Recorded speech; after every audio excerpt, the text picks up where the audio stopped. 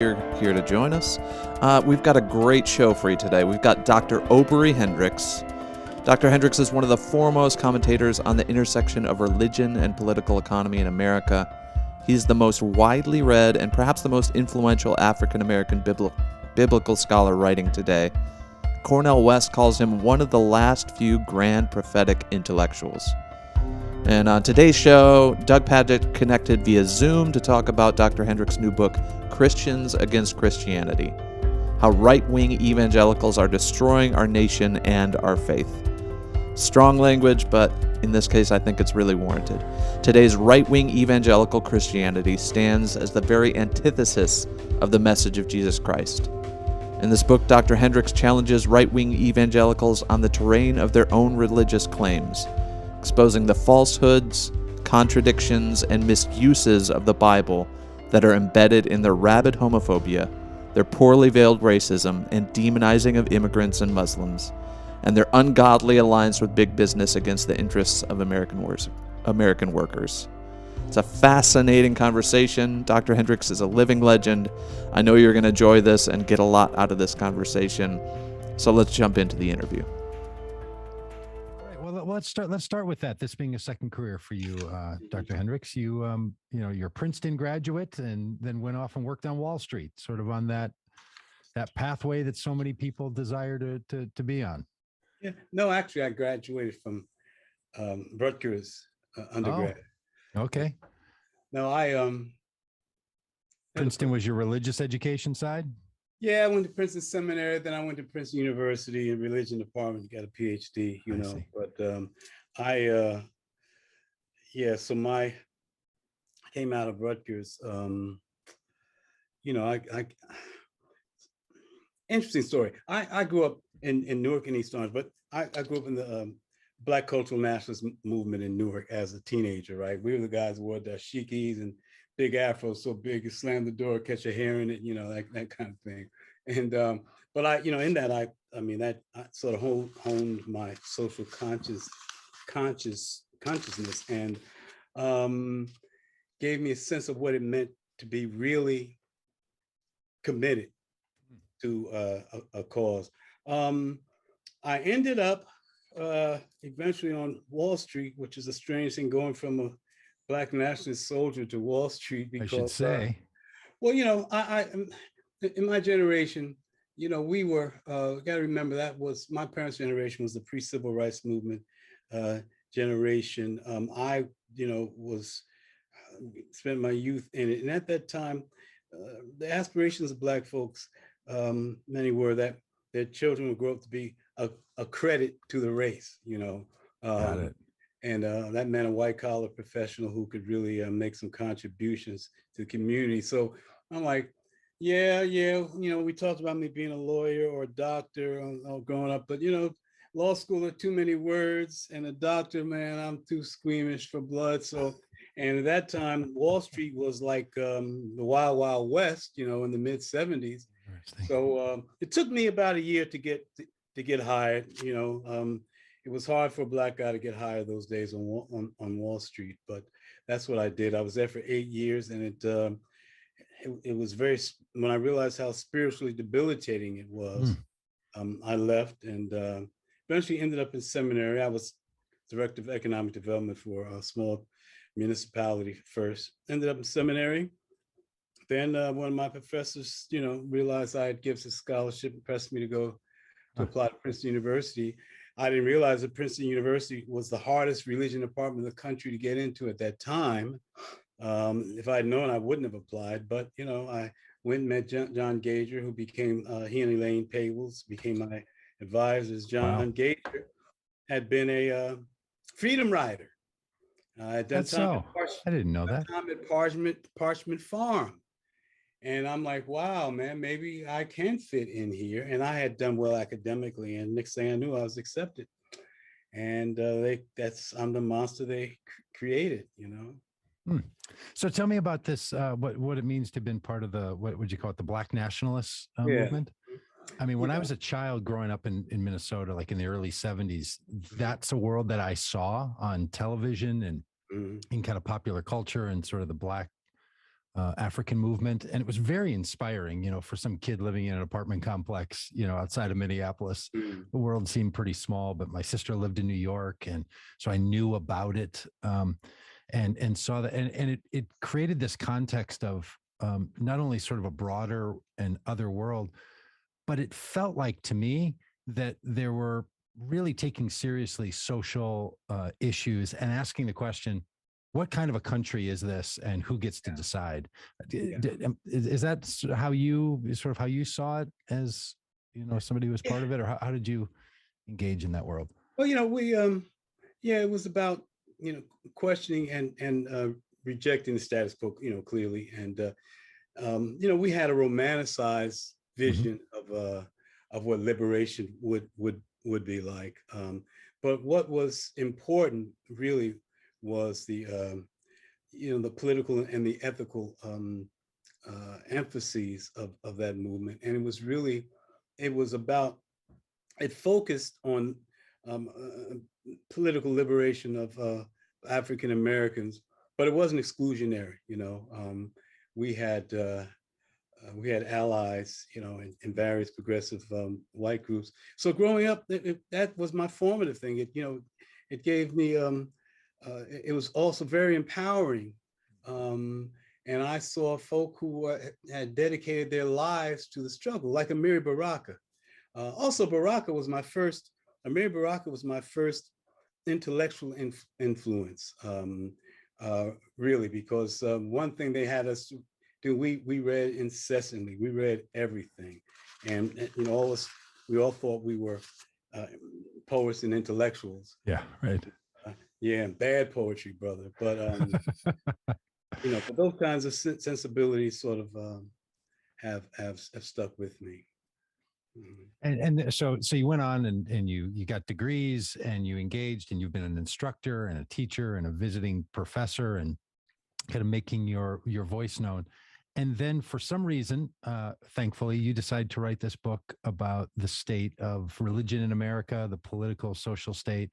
And really, from the title of your book, the subtitle, How Right-Wing Evangelicals Are Destroying Our Nation and Our Faith, that's a bold statement. I mean, I was talking with our producer, Dan, before you came on, and we said, yeah, it's a strong statement. And we both agree with it, right? As both people who come from the evangelical tradition. I got into Christianity as a teenager, and the evangelicals were the ones who welcomed me in. And there was a kind of 1980s openness evangelical movement that I just happened to slide into. So I've spent my adult life in and around trying to help that community find better paths forward. So what brought you to decide you're going to turn your intellectual work and your life to this book, Christians Against Christianity, How Right-Wing Evangelicals Are Destroying Our Nation and Our Faith?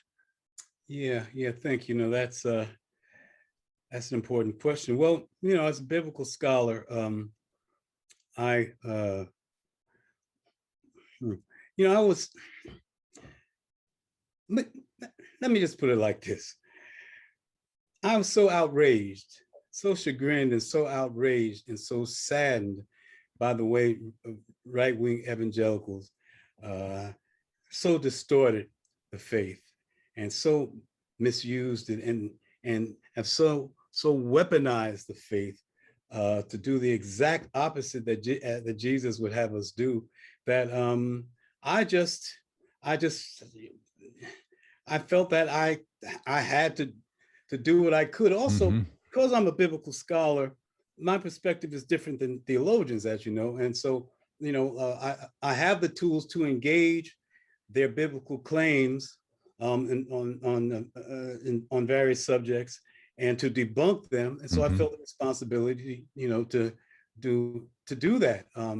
And so, I'd like to say it's a work of passion only, but it's a work of passion and distinct anger and disdain for Donald Trump, this walking, embodiment of the 7 deadly sins and manifest evil. And I don't say that lightly. He and his, court jester evangelicals, I mean, they are everything that the gospel militates against. and so many people are being misled, their lives destroyed, there are people being killed as a result and all that there, that I just, I felt I had to do what I could do to make my contribution in that fight against it. Your book is well, it's well studied and well documented and well argued. For people that haven't seen the book yet, what's the essence of your argument? Obviously the title is provocative. It's meant to be. Christians against Christianity. You're not advocating in that title that you're a Christian who's against Christianity. You're suggesting that there's Christians whose very way of living and being and expressing themselves seems to be so counter to the Christianity that they confess. But what is the heart of your argument for people that haven't had a chance to read the book yet? How would I answer it? I know I would answer in a couple ways. The heart of my intent, and then what I offer as I believe the heart of the faith is. My intent was to, as I said, to clarify and debunk and demystify and to rescue folk from the kinds of lies and misrepresentations of the faith that are destroying the faith and destroying the body politic, right? Mm-hmm. But also underlying all that is what I wanted, and the purpose of the book is not just to put people down. It's not to put people down. It's against certain kinds of ideas. But the purpose is to try to free people from the overlay of all these lies that stand in the way of us being a more loving and cohesive society. Also, what was very important to me was to try to point to the ethical core of the gospel. That's because folk talk about the gospel a lot of ways, but we don't really talk about what is the core of the gospel, unless folk will say, well, it's John 3:16. Well, no, Jesus did not say that. Jesus said that the most important commandments, love your neighbor. Love your Lord your God, all your heart, soul, mind, and strength. Love your neighbor as yourself, right? And when we talk about social terms and ethical terms, love your neighbor as yourself, then is the most important commandment, and with all the implications of that implies egalitarian economics, right? You love your neighbor as yourself. You want the same rights, the same freedoms, the same resources, the same access to all the good things of life for your neighbor as you want for yourself, right? That has profound economic, social, and political connotations. He said, that's the first commandment. Then also, what is the mode of judgment that Jesus gives us by which we will be judged by God and by which we should judge ourselves and the actions of others by extension? And that is clear. It's Matthew 25:31-46, right? Yeah. That's the paramount mode of judgment. How you have treated these, you have demonstrated your faith and treated God. Have you treated, as you've treated the least of these, you have treated me, or as you have not done to the least of these, you have not done to me. What are we supposed to do? Is make sure that each other have decent living condition, that have the kinds of resources that they need. In other words, we're judged by how we treat others in their time of need, how we look at and try to serve the common good. And you put those two together, that is the core of the gospel, is it not? And it's an ethical focus, not a doctrinal focus, because Jesus said very little, almost nothing about what we should believe. He gave us no new doctrines, but he did spend all this time telling us how we should live and treat one another. And that's, and so I wanted to really try to refocus us on that, because I think that is almost like it's a return to the gospel itself, which is what we don't do a lot of. And moreover, it's Paul who many Christians understand Jesus or the gospel through the prism of Paul rather than the other way around. Yeah. So I wanted to try to make that clear, try to make that contribution. It feels like that you as a biblical scholar are just really not going to allow a whole tradition like evangelicalism or right-wing versions of evangelicalism, or I might even say the Trumpist version of the right wing of evangelicalism, which is this little subset, but maybe the most passionate. Yeah. But as a biblical scholar, you're not going to tolerate those folks saying, well, we do all of this because the Bible commands us, demands us, and leads us to it. You're trying to say, look, you can make your argument about how you want to be and how you want your church or your political life to be, but you don't get a pass on using the Bible as your rationale for that. Do I have that sort of right? You have that absolutely right. And that's why when I say speak about a core of the gospel, I mean, I'm speaking of it in the sense of a prism through which all other understanding, biblical understanding, should be refracted. So if you want to say, well, I'm going according to the Bible. Well, is this consistent with what Jesus said is the primary commandment in social terms in the world? Love your neighbor as yourself. Well, if not, then you have to revisit that or set it aside, because as we know the Bible came through human hands, so there are contradictions there. That's what we don't see, well, a lot in Christendom, but certainly not on the right wing. And by the way, when I specifically talk about right-wing evangelicals and not just evangelicals, because they are very progressive, even left-wing evangelicals. But so the right wing, I never hear them talk about love at all. Right. They don't talk about justice unless it's just us, looking out for just us, those who feel, who think like we do, and largely those who look like we do. And that has to be exposed. A lot of people don't know any better. And so we have these folks that say that they're Bible way Christians. Well, take John MacArthur, as I talk about in the book, right? He's a big shot right-wing evangelical, 150 books, I think they said he's written. He's written million-seller books. He's a big deal. This guy doesn't understand diddly, man. I mean, when it comes down to the basis, how can you possibly say that social justice is a heresy? Fighting for justice in society for all God's children is a heresy? They don't, but many people listen to these guys. So, and from our side, we're not working hard enough to try to counter that. And look, there's what I really appreciate about your book is, because I come from the same sort of vantage point that I feel like your book is coming from, and that is to say, look, for people who believe that the Bible is important in their life, right? It's an authority, or it has a claim on their life.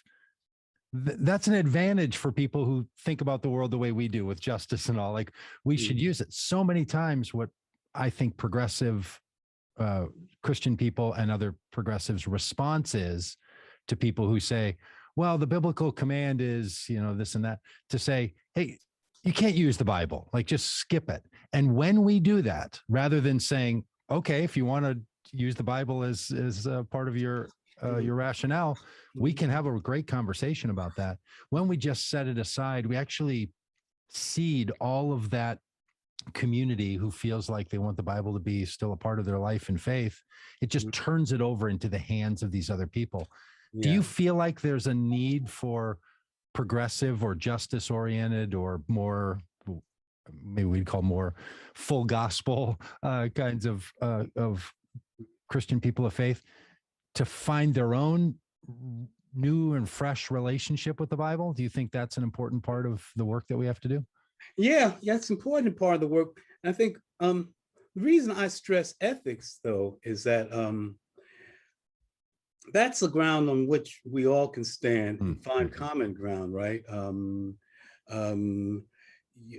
not just within Christendom, but with other, religious traditions. And so That's really what I try to stress.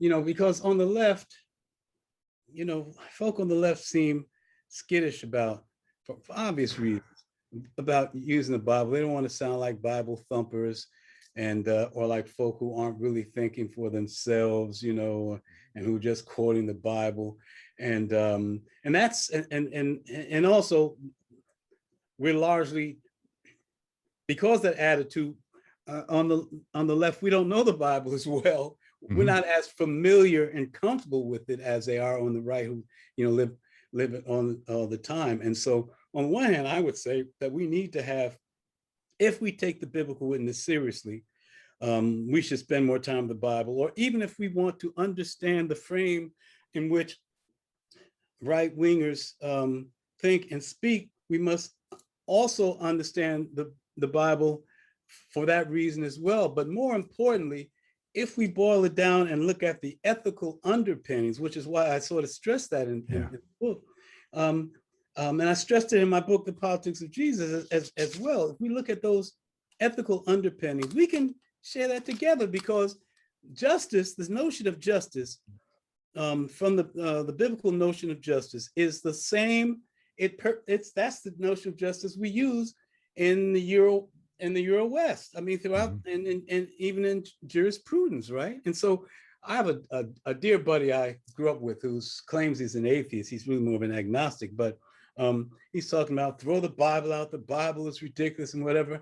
I said, yeah, but you believe in justice? Of course I believe in justice. So where do you think your notion of justice comes from? I can show you. It's 8th century prophets, right?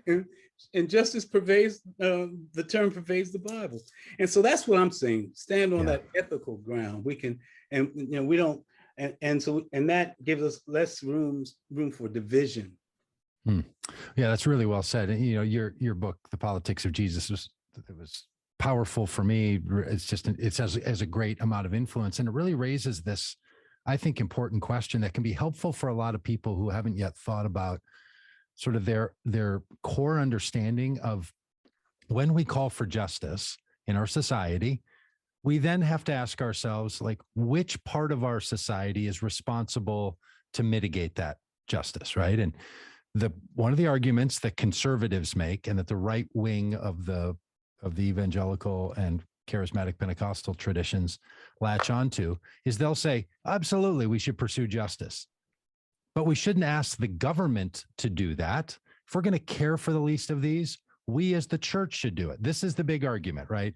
I've talked with thousands of leaders, and they've all said the same thing. Yes, we're for justice.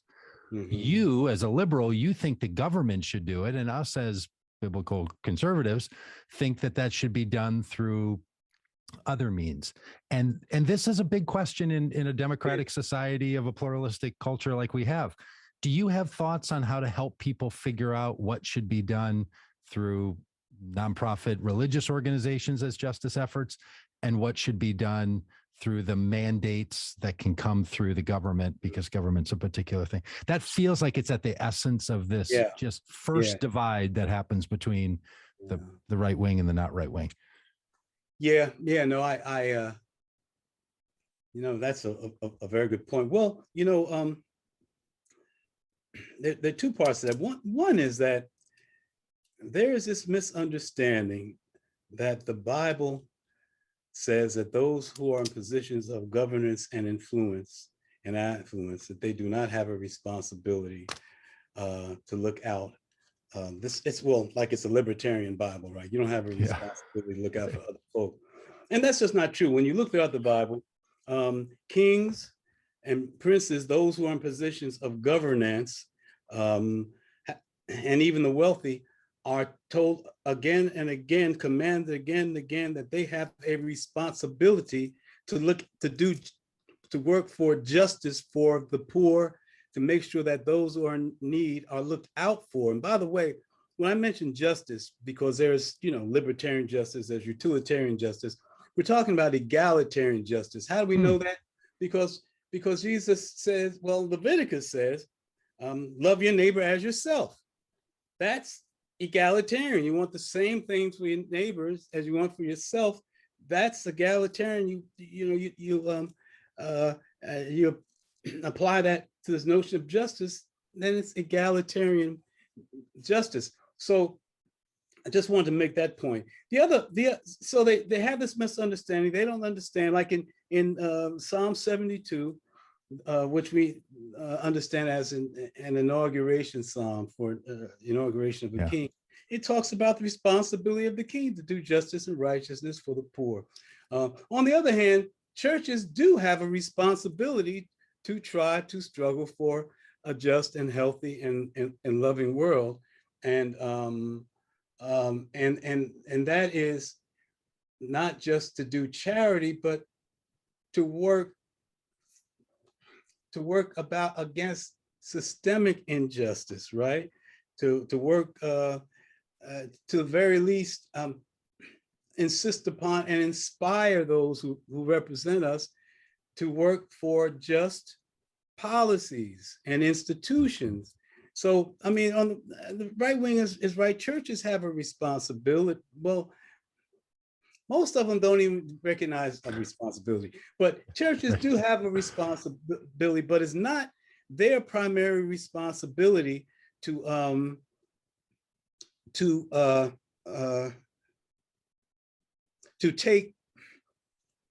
be the social safety net of society. Yeah. Yep. We're told that it is those who are in power, who have the resources and the power and the backing of the state to do it. And I try to show that in the book, in the numerous times the Bible tells us that. Yeah, and you really do it well, and I'd commend it to anyone who's wrestling with this idea. You know, in the New Testament, you have this classic story that so many people know of the Good Samaritan, and that Good Samaritan narrative is about somebody who's in a culturally different space, caring for someone who's become vulnerable and takes their own resources and cares for the person. And that one doing the good is a Samaritan. And Jesus makes this big contrast to the Jewish people who look down on the Samaritans, that the one you think is the evildoer is actually the one doing good, supposed to create this mental conflict that they've been living in. But this whole question came because Jesus, as you say, is in this teaching moment and says, love your neighbor as you love yourself. And then people say, but who's my neighbor?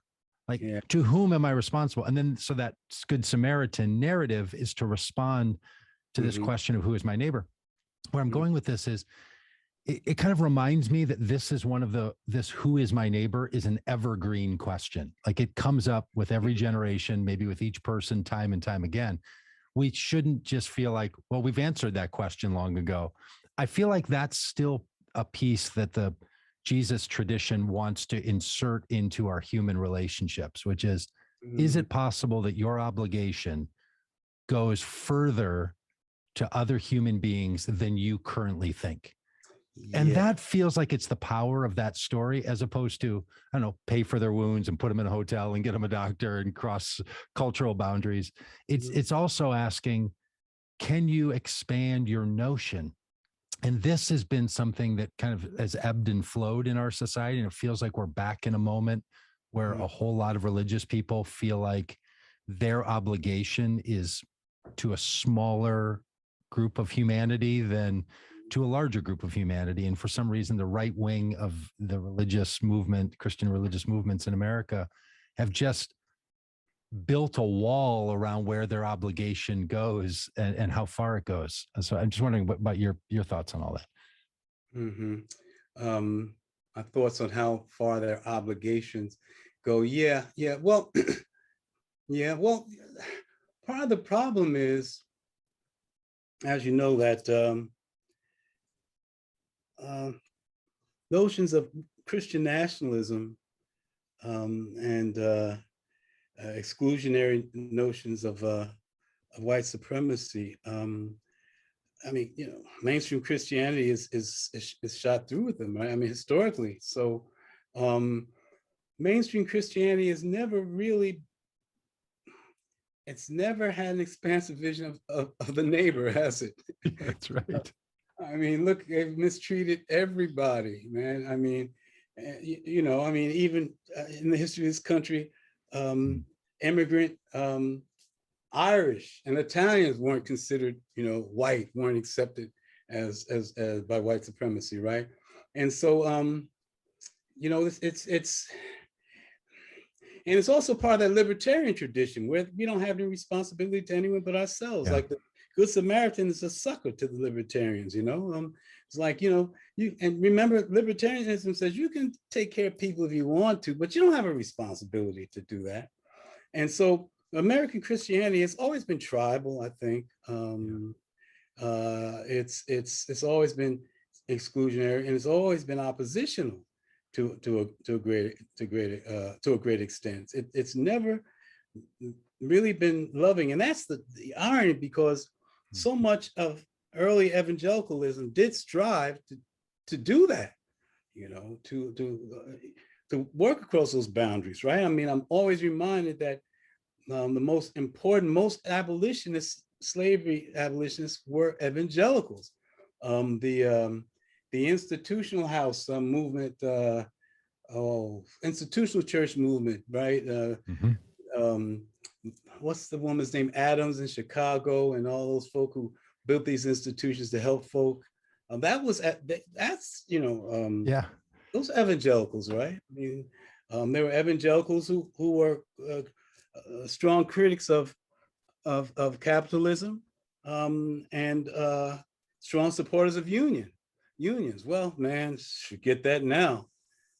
I mean, Billy Graham said there'd be no snakes or unions in heaven. Like, Is that right? I didn't know Billy Graham was an anti-union guy. Yeah. I didn't know that. I quote that in the book. Yeah, my chapter on unions. It's sad, man. These guys. I mean, oh boy. Wow. It's just sad. What was the rationale for that? I'm sorry, I haven't read that part of the book. What was the rationale for evangelicals saying that employees organizing in unions so that they have voice that's equal to their bosses in labor? What would be their rationale for that? Just that anti-communist, anti-socialist movement of the 50s and 60s? Well, that's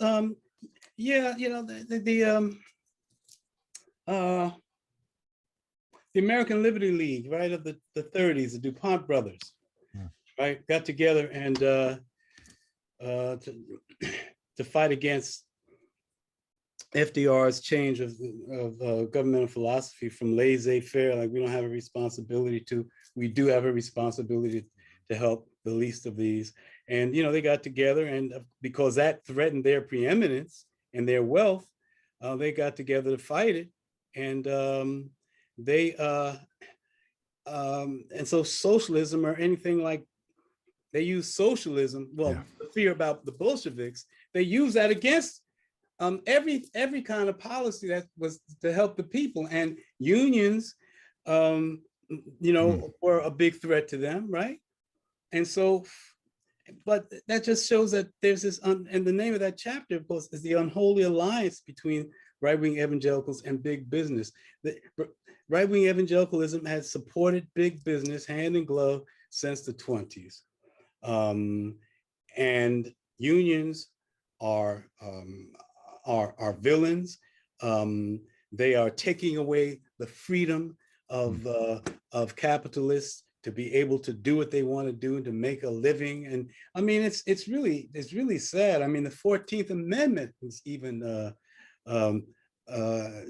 misapplied. The 14th Amendment was supposed to protect the African American who were freed from slavery, and they switched it up that it protected corporations, and they said corporations were persons, which is the most backward thing you can come up with. And even Jimmy Carter recently said, this was the worst Supreme Court judgment ever. But all this to support big business. And the sad thing about it is that this militates against the interests of the average evangelical. Can I just share something? Please do. Yeah, I'd love it. This is from that chapter to show just how bad it is. One of the most striking examples of the unholy marriage between right-wing evangelicals and big business is found in the 1990 Christian Christian Coalition Leadership Manual. The manual states that, quote, God establishes pattern for work, unquote, which it explains using 4 Bible passages instructing slaves to be obedient to their masters as a model for modern employer-employee relations, and includes this passage from 1 Peter, slaves, submit yourselves to your masters with all due respect, blah, blah, blah. The manual goes on to explain with no sense of irony, quote, of course, slavery was abolished in this country many years ago, so we must apply these principles to the way Americans work today. Oh my gosh. To employees, and employers. Then it draws a conclusion that could have been written in feudal times. Quote, Christians have a responsibility to submit to the authority of their employers, since they are designated as part of God's plan for the exercise of authority on earth. So, brother. Wow. That is a stunning, that's like the tobacco papers being found, like saying, no, they really are saying your boss now has the authority given by God. And if you try to rise up to have better working conditions or pay, you are going against your employer and therefore against the authority of God. Yes. That's yes. unbelievable. Yeah, but it's real. That's what we're fighting against. And of course, you know, Trump, I mean, you know, he's I mean, the corporate, you know, thief and crook he's all about supporting you know, big business. So I mean, and he is their hero. They even call him a Messiah, right? Literally, they called him Messiah, right? And talked about one day there'd be a book of Trump in the Bible. So of course that's you know, that's right up his alley, in their alley, to continue to support big business exploitation of workers. You know, I would imagine, I'm trying to jump into your brain back in, you know, early 2000s when you were writing the Politics of Jesus book and doing all your work. Back then, I had a sense, as somebody who comes from the evangelical tradition, that evangelicalism and the kind of fundamentalism and the kind of anti-Roe versus Wade religious movements, I just thought all of that was on the decline. You know, I was saying things 20 years ago that in 20 years, by 2020, you're not going to have a resurgent or powerful evangelical world that sort of exists now. This is on its final stages. It's on its last foot. All of that turns out to be totally wrong. Maybe the opposite has happened. Somehow that group got together and came back with more power. And we used to talk about, like, you know, the death rattle that a human being experiences in their final stage, sort of a surge of energy. But it's really at the final, you know, it's at the end.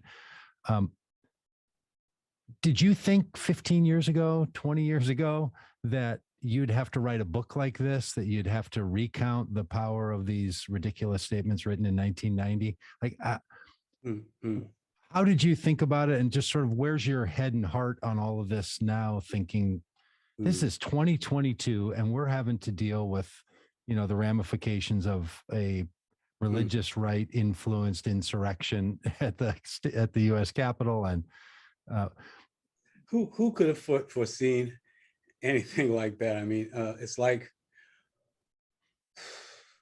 I mean, some of the policies they're espousing would take us back 60 years. Yeah. You know, I mean, we thought, I mean, I never would have dreamed we've seen such resurgence of hatred and racial antipathy anymore, like we'd seen in the past. I mean, but clearly it was in the Pandora's box, and all we needed was one dedicated, totally corrupt agent of evil to open that Pandora's box.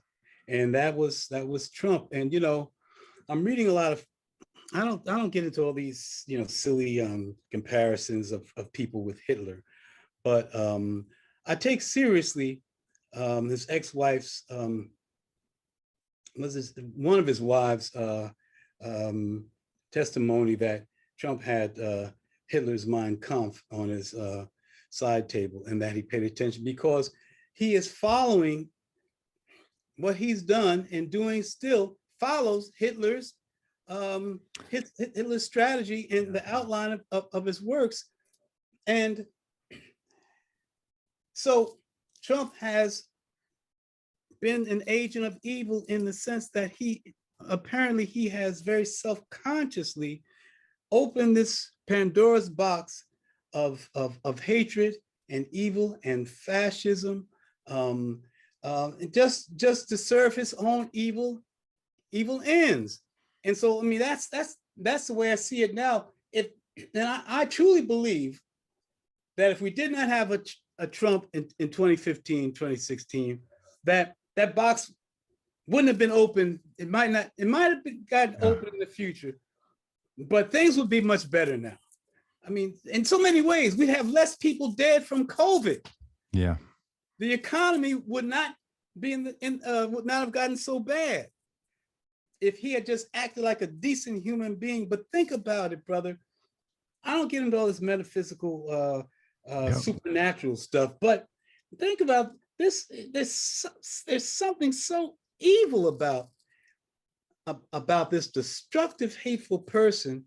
It's almost like, as I write in the epilogue, it's like this spirit of Antichrist. I don't mean the beast from Revelation. That's not Antichrist, but the spirit of Antichrist, the spirit that uses and claims to represent the teachings of Jesus Christ, but uses them for its own evil ends, to do the exact opposite of what Jesus would have us do. It's like we're in this kind of crazy moment where this spirit of Antichrist is starting to permeate, go through the society. I mean, it's hard to understand it any other way. It's scary. It is scary. I mean, I agree with you. It's caused me to rearrange my entire life and ministry and work and everything I do. I mean, it's bonkers. And I did a podcast with somebody that I met just after Trump was elected, who is another pastor and a Trump supporter, and we called it Untrumped. And for 7 weeks in a row, for an hour live in a Zoom conversation like this, we talked about how he could support Trump, and he wanted to know how I couldn't. And mostly, a lot of our great conversation happened when we were broadcasting, but then we'd talk for another hour or so afterward. And that's when I really heard pieces of it. And he would say similar things. He would say, as somebody who's a strong supporter of Trump, he would say, look, I never thought the guy was going to get elected. And the same way you, like, how did this happen? And his conclusion was, that shows that it's a work of God. And so many people that I've met over these last 4 years believe that. They're like, it makes no sense. He should have never been the nominee, should have never been elected. This is proof of the claim of God on his life. Like when people say Messiah stuff and all this things that go on now with QAnon, he's going to be back in office, it's because they say he should have never been there in the first place. Like people like us look at it and say, something's really broken here. We've got to figure out how this happened. And they're like, how it happened?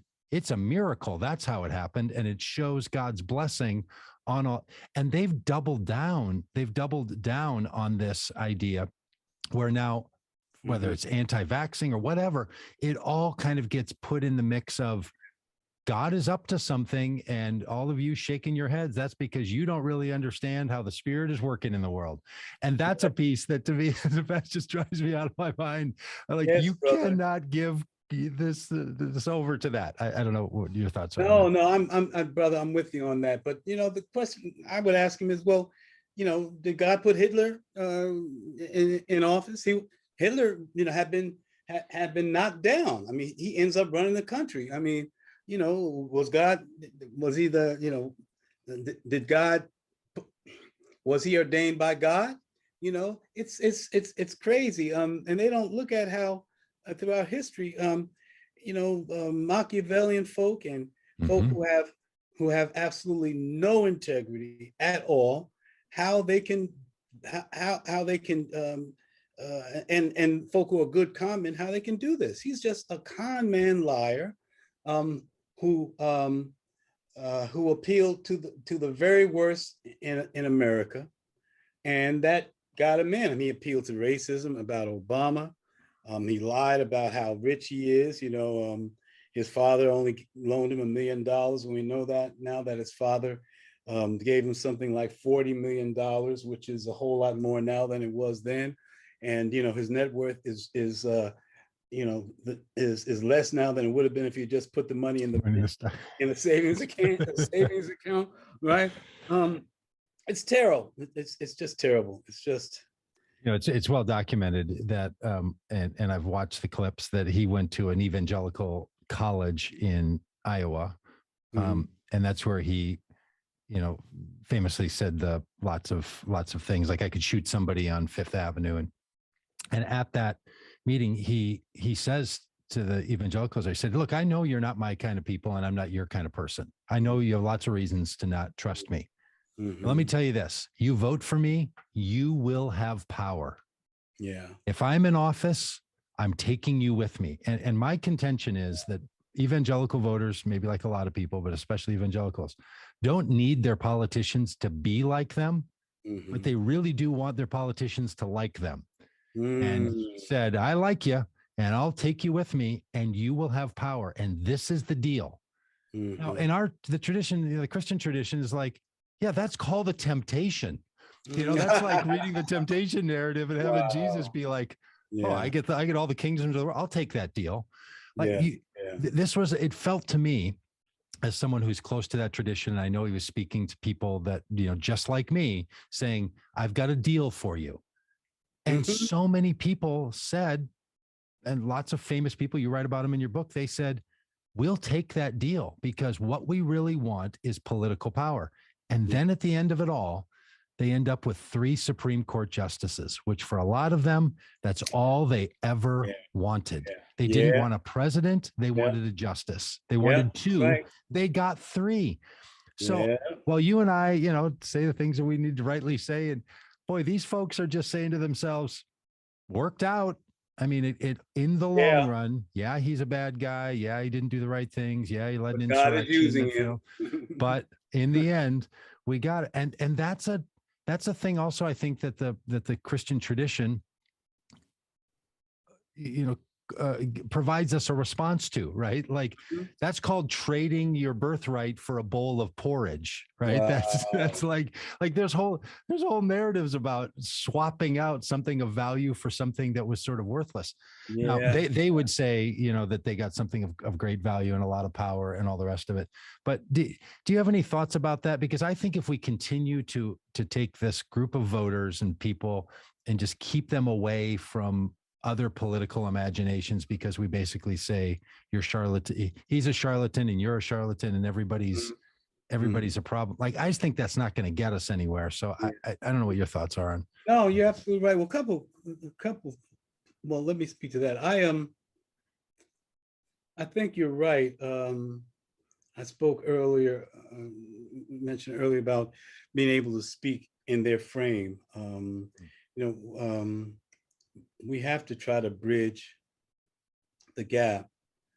But I think it's important to recognize that Trump appealed to many people because they realized that he hated and disdained the same people that they do. Yep. And so they're not there out of goodwill. And reason is not going to change them. Secondly, many of these folk, because their Christianity, because the shape of their Christianity is determined by how congruent it is with their own interests, these folk are more ideological Christians than Christians of biblical faith. It's whatever serve their interests, they will do, and they don't care. So I cite in the book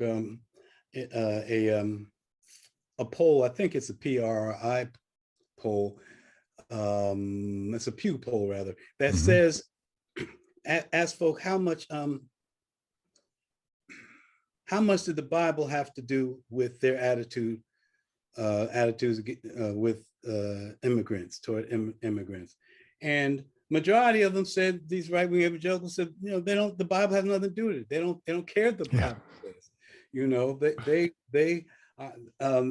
going to mistreat, and treat immigrants however they feel. So these folk, it's not about what the Bible says. It's not about love. It's not about love your neighbor. It's not about community. It's not about the common good. It's about just us, not justice, just us. And it's about what serves our interests. And I think once we realize that, I think that dictates a certain two-pronged approach. One is that the right wing is not coming toward you and me. We're going to have to move toward them. And I think the only way we can do that is to try to talk about the biblical text itself. You know, what does it mean to love our neighbors as so? What's Matthew 25 about? Things like that. Yeah. You know, and give them the benefit of the doubt to begin with, that they are sincere. They're just sincerely wrong until they prove themselves to be insincere. Yeah, we use this passage out of Philippians, do nothing out of selfish ambition or vain conceit, but consider others before yourself. Like if you're a biblical sort of like that works, right? And you know, that faith, hope, and love are the three things that are going to remain after all this. And the greatest of these is love. Yeah. And but the thing that gets me about it is so many people feel like, well, I think all of us have a tendency to see ourselves as the hero in the story. We're always the good guy or gal in the story, you know?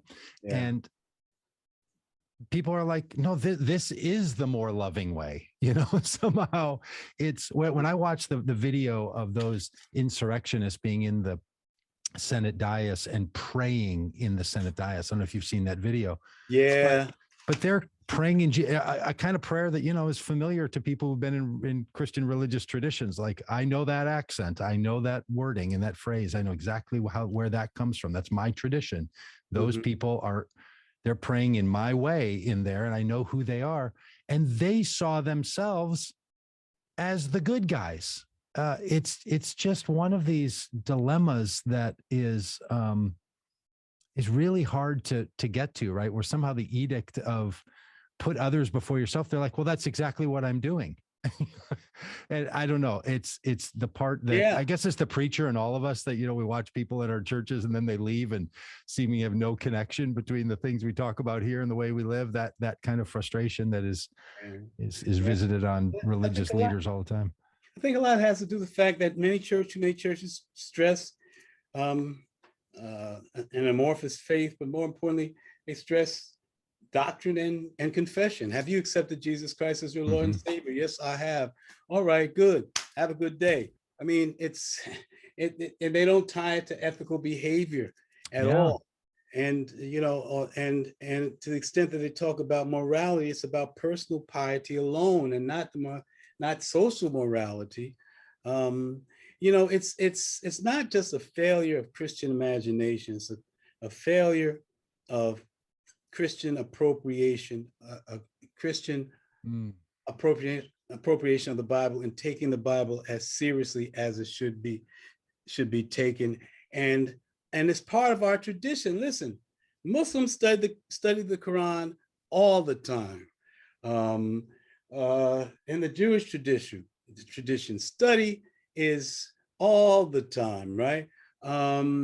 Right, they go to Hebrew school every Saturday, and these children, I have friends who's a Hebrew Bible scholar, and man, you know, he can read Hebrew so well, it's ridiculous because he's been doing it since a child. What do we have in Christendom? Well, you go to church, you might have a prayer meeting, and you might have Bible study for an hour, but usually it's not that deep, right? And so we rely on the preaching moment much too much for our information, and we don't get much out of it at all. So I mean, there's this deep problem in Christendom that really that really leaves room for all of these transgressions and these distortions and this acting out and mistreatment of human beings. Your book remind people, it's called Christians Against Christianity: How Right-Wing Evangelicals Are Destroying a Nation and a Faith. How has it been received? For what stories have you heard about people who have benefited from the book? You know, it's interesting.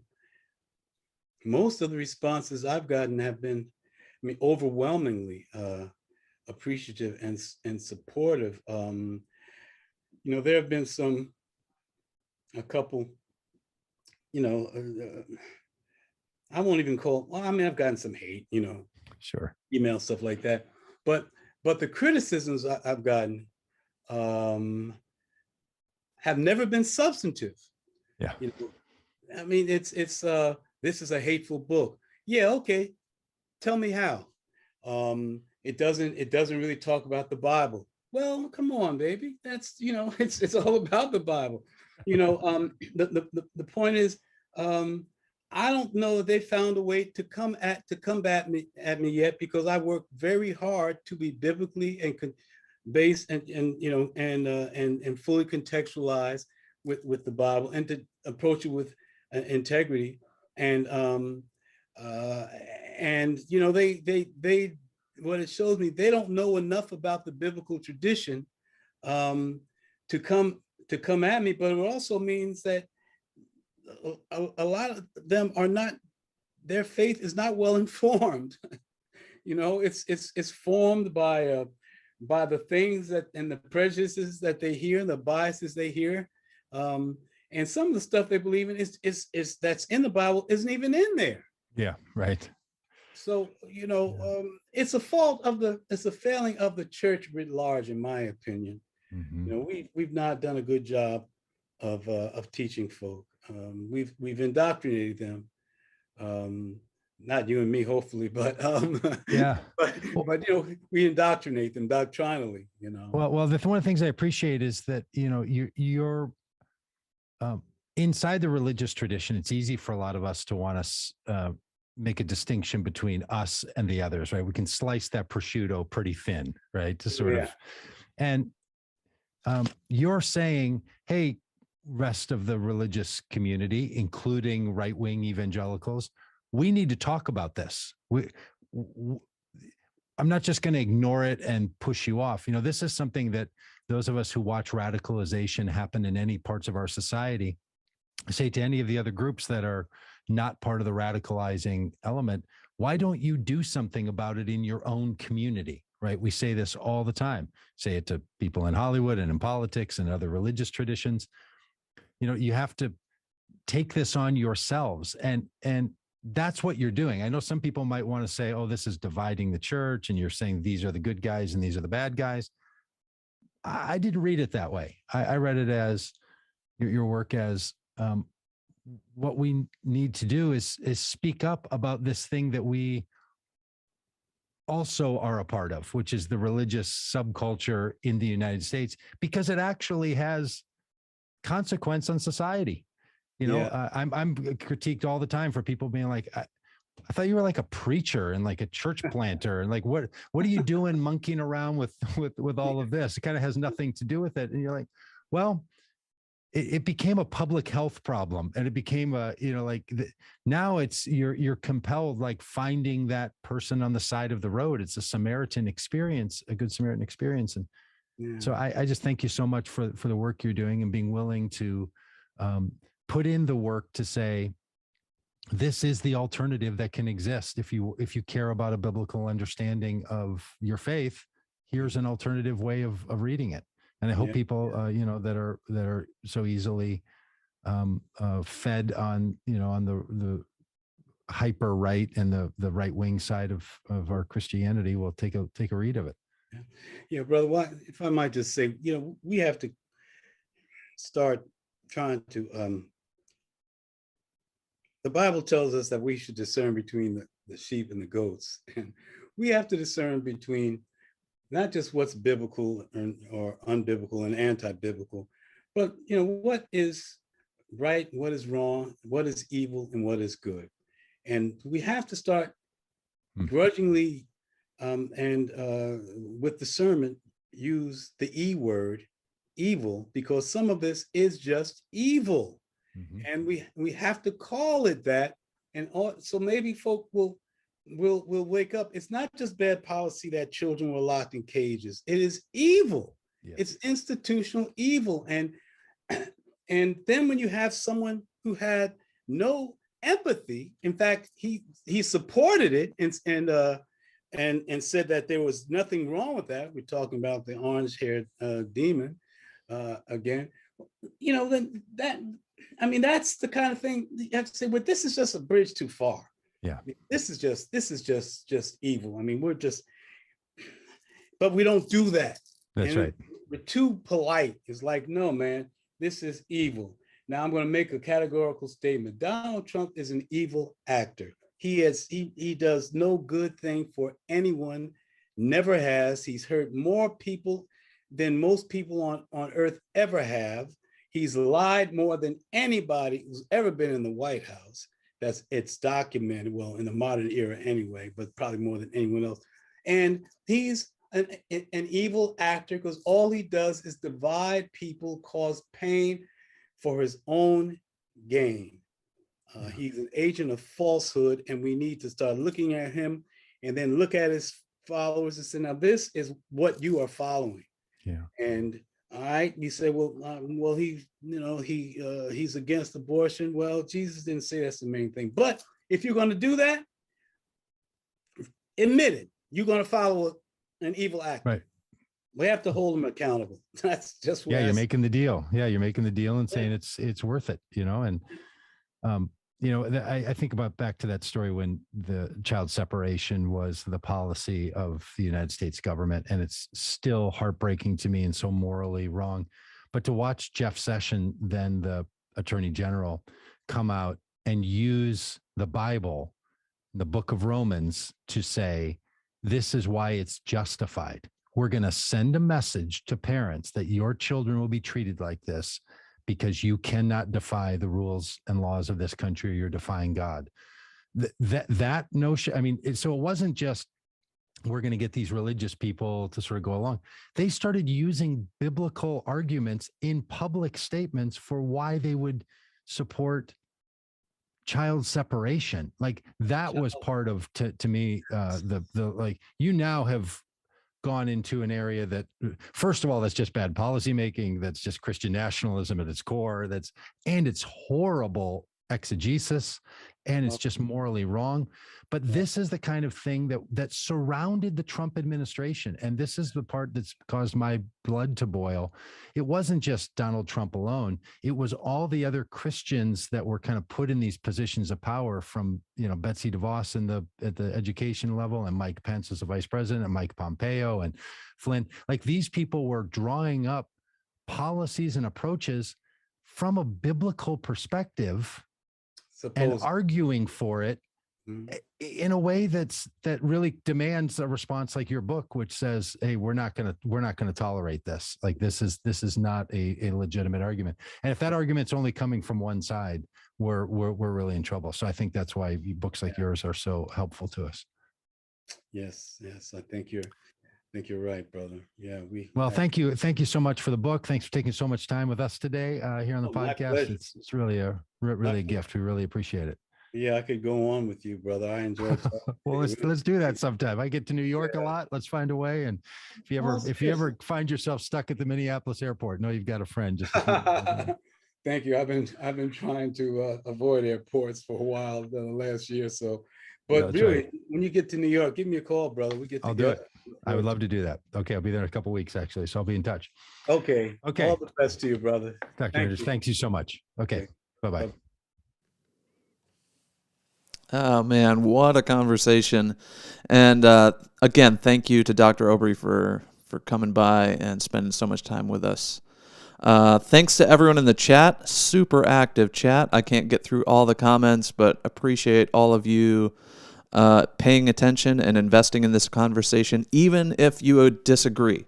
I know this triggered some defensive reactions from some, and I would just encourage you to lean into that a little bit and ask yourself why you get so defensive when these critiques come up.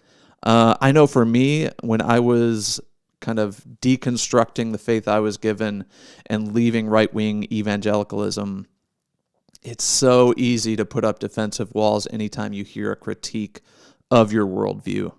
But if you just have patience and really let some of those critiques in and evaluate them for what they are, even after you get past the defensive mode, that's how we grow, that's how we change, and hopefully that's how we become more like Jesus. Because at the end of the day, for a lot of us, this isn't about right or left or being Democrat or Republican.